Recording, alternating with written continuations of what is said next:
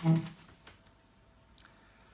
everyone, welcome. It's Friday afternoon, around an hour before Shabbat, and we're going to do a little bit of a short class today on this week's Parshat Behar.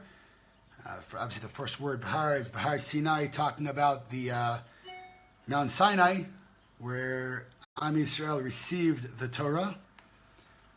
And we're going to talk about a couple of lessons in the Parsha. We'll wait till a couple of people to get on here. So if you are tuning in, please do say hello and let me know that you're in here and everything's coming in clearly. And then we're going to get started with the lessons. I want to remind everyone that my videos will be coming off the Ari Fold Israel Defense page from now on in a couple of minutes. Probably will be happening as I'm talking here. A new video is going to come out from yesterday's show, Israeli Frenemies, where I debated left-winger on the most current events of Abu Mazen with his anti-Semitic remarks, and of course the exposed Iranians, the Mossad, the unbelievable job the Mossad did with carrying out physical evidence, half a ton of papers and discs of evidence that they were actually developing a nuclear bomb, even though they told the world when they signed this horrific deal, this ridiculous deal, which basically gives the cat the right and the power to watch the milk, or the mouse to watch the cheese. So I debated him on this, and it was quite shocking that we disagreed on it. It was quite shocking, but you'll see the video that's coming out right here on the page in a couple of minutes. Let's see who's in the house. Karen, how are you? Elizabeth, welcome. David, welcome. Eric, welcome. Appreciate you guys signing in. Let's just get some more people in here, and then we are going to get started on the Parsha, which is a very interesting Parsha. It's the second to last portion in Sefer Vayikra, and Sefer Leviticus, I think it's called in English. And the title of the Parsha, title of the portion, is Behar. And again, like I said, Behar comes from the word Behar Sinai, the mountain of Sinai, where again Am Yisrael received the Torah. So one would think that this Parsha would cover very, very spiritual things. You know, maybe it would cover Yom Kippur, one of the holiest days of the Jewish calendar, or maybe it would cover sacrifices, right? Or cover things that are of the utmost importance of religion when it comes to Judaism. And shocking enough, there's a lot of things going on here which seems not to have anything to do with the actual experience at Mount Sinai. The experience at Mount Sinai was the only national revelation that happened in the history of the world. In other words, there are a lot of other religions are out there. I'm not going to get into theology now, but the Jewish nation is the only religion in the world where we talk about a national revelation. Not that one prophet heard it and sent it down, but that God showed himself to, or not showed himself, but spoke, and an entire nation heard God's voice and commandments. So we're going to get into that 1 second. I'm going to wait a couple more seconds till more people sign in here. So please share it out right now. Let me know if you're sharing it out, and obviously I will give you a shout out. So give me 2 seconds.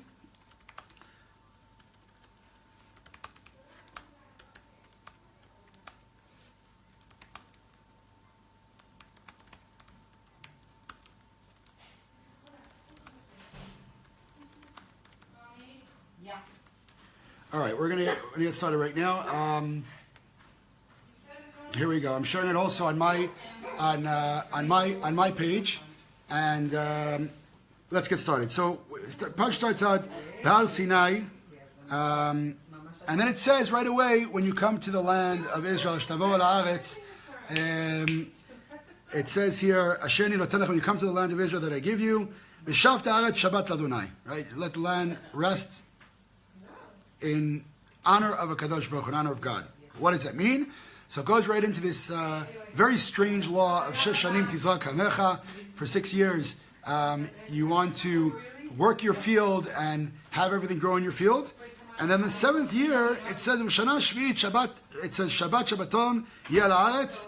The land will rest. The land will rest on the 7th year. Shabbat Adonai, resting for God. And it seems a little bit strange.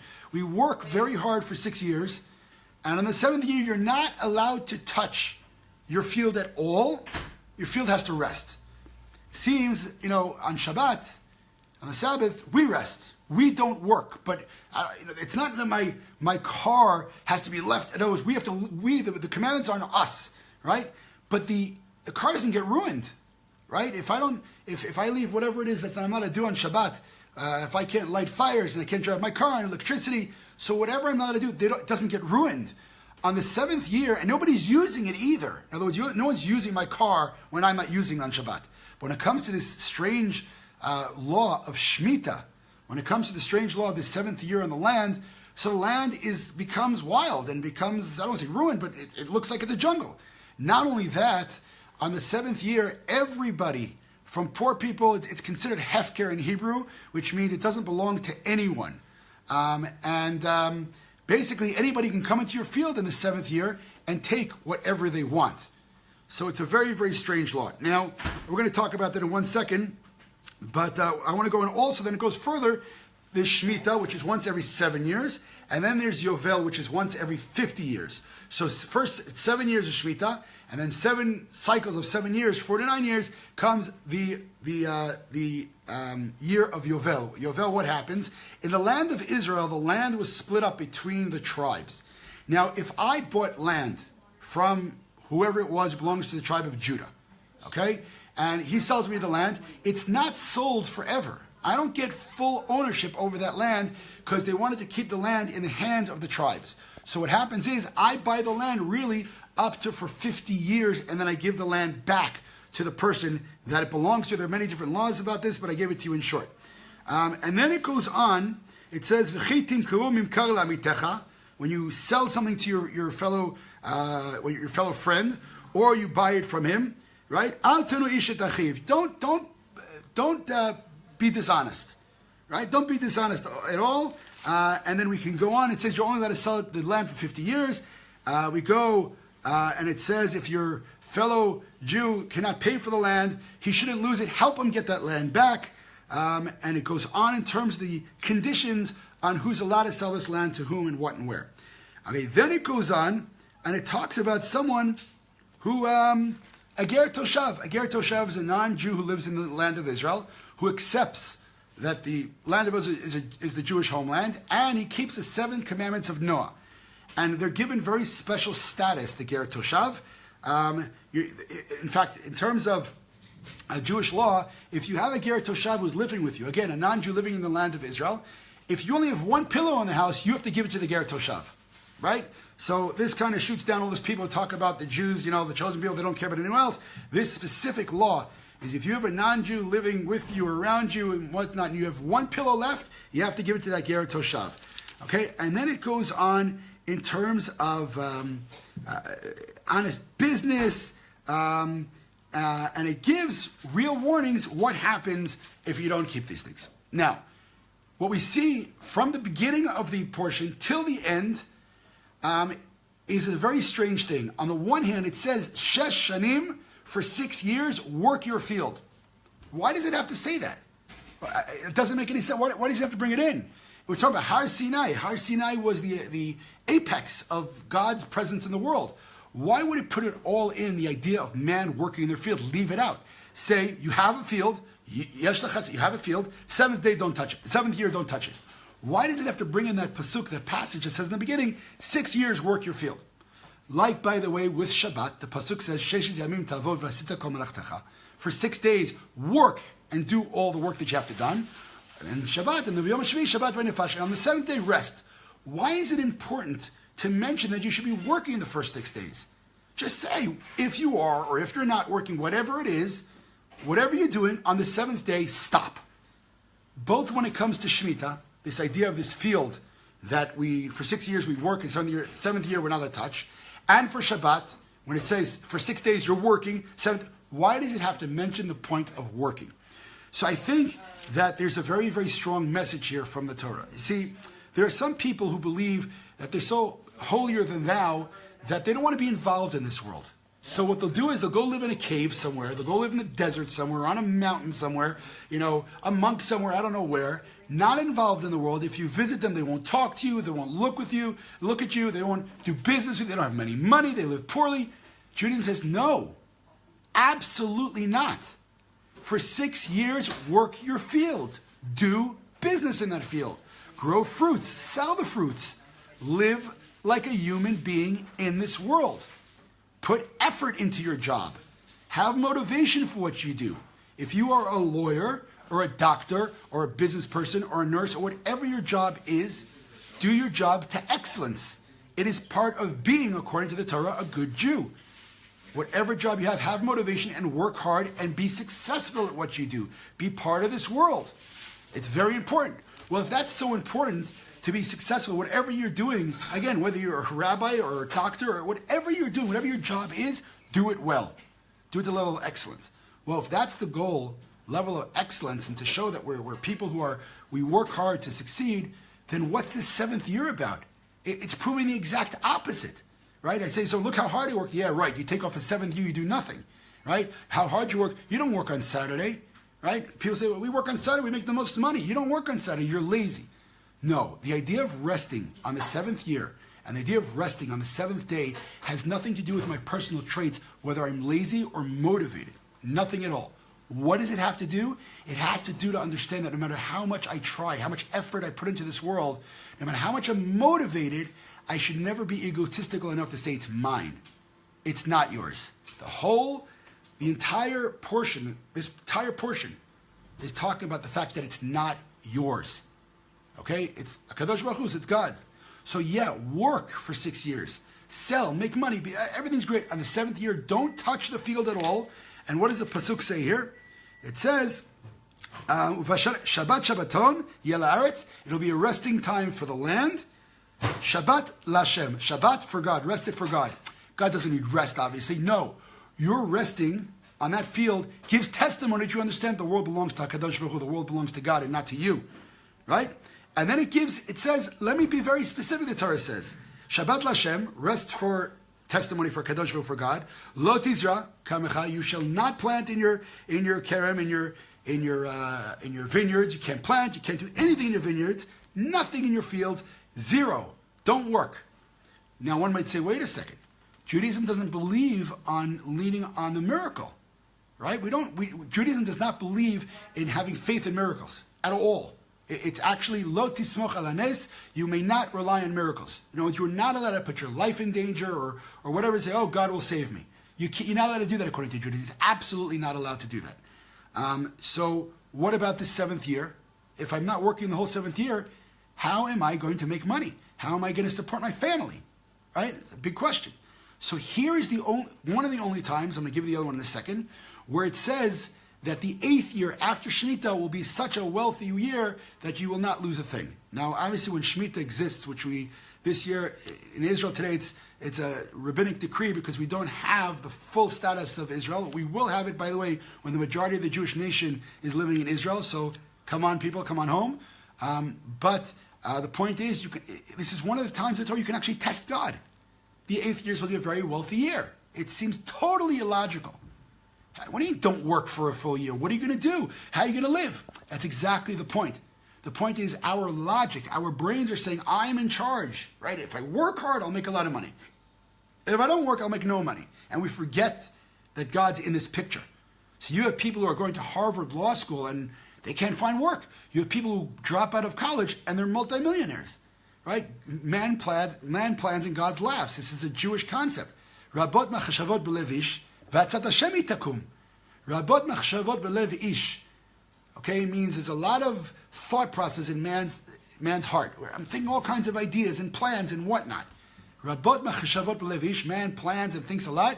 V'atzat Hashem hitakum. What a Kadosh Baruch Hu, what God wants, that will come up at the end. So we have this commandment to put in our effort, but then never lose sight that the fact that everything belongs to God. So this parsha of Har Sinai, even though it seems when you first look at it, like what's the connection between Shemitah, and by the way, Shemitah, this law of leaving the land alone, only exists in the land of Israel. It's not commanded for anywhere else in the world. Only the land of Israel. Well, where's the Torah being given?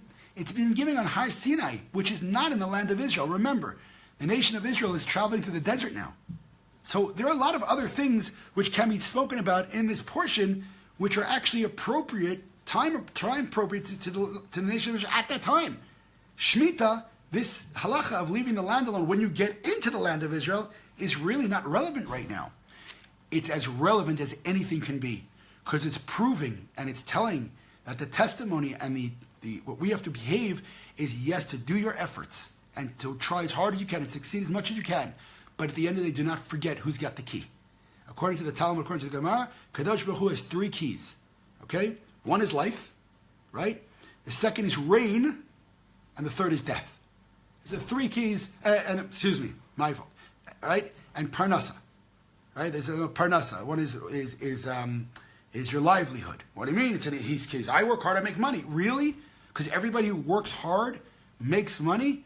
We all know people are working very hard and they're not making anything. We know people who are not working anything. They fill out a lotto ticket, bang, they made it, right? So we have to do our job in this world, to work and do effort, but never forget in sight of God. And this is the reason behind Shemitah, this idea that 7th year, leave the land alone and relax. God's in the world.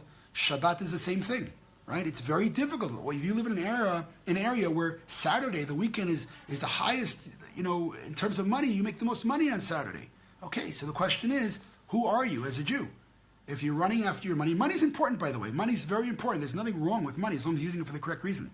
But at the end of the day, what is the legacy you want to leave over? I made $1 trillion. I don't think anybody wants that on their grave. And again, being wealthy is very, very good, important, and comfortable. It's not how much money you have, it's what you do with it. But at the end of the day, Jew says, it's not about me.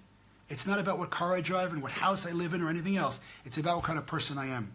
And a Jew who defines himself by the moral code of the Torah, yes, we do give up comfort for what the Torah deems and describes and defines as morality. That is the definition of a good person.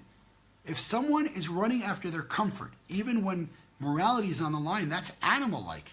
The animals don't have moral consequence. He wants the food, he kills the other animal, takes the food. We humans have moral we have moral consequence, we have moral conscience. We push away our comfort levels in order to stay a moral person. You really want that car, but you can't steal it, and you can't kill, and you can't do that. That's moving your comfort levels along in order to keep morality. Of course, the world, unfortunately, is going in a way where comfort levels and feelings have taken over everything. I feel like I'm this, I'm that. I feel like this is okay, so I can do it. I feel like, no, that is an immoral society. My comfort level should never define morality or what's right and wrong, ever, ever. That would be a terrible, terrible society. I should always, when morality is on the line, when the definitions of good and evil are on the line, I should always suppress my comfort in order to live according to the moral code of the Torah. And so this parsha, when it's talking about the resting period, it's saying try as hard as you can, but keep your eye on the ball. That's what we're talking about here. All right, what I want to do is I want to invite everyone. Hopefully next week I will start putting out emails. As you know, Ari Fold's Facebook page has been blocked again. Will be now 90 days. And as much as you're probably going to put angry faces on, it's upsetting, it is, but it's giving me motivation. And I just want to invite everyone, if you're already on here, to join me on my new website and fill in the form right there, where I will be sending out emails to anyone who signs up to it. Emails which will basically give the most updated reports when it comes to Israel. And so I'm going to put it up in 1 second. Here we go. There we go. Ready? My new website. And by the way, any of you out there who do have tech knowledge in terms of websites, I do need help designing this website. So if you want to get involved, definitely shoot me a line and let me know. There is the new website right there. And what I'm asking everyone also on this page right here, on the Ari Fold Israel Defense page, please rank it, like it, and please share it out with others. Let's get as many people as we can on here so that the censorship that I'm going through right now will not succeed. All right, everyone, I am signing off, wishing all of you a wonderful, wonderful weekend. Shabbat Shalom to all from the beautiful, stunning rolling hills of Judea, Israel. Take care, everyone, and watch the video that I'm about to put up on my Facebook from yesterday's show, Israeli Frenemies. Take care, everyone.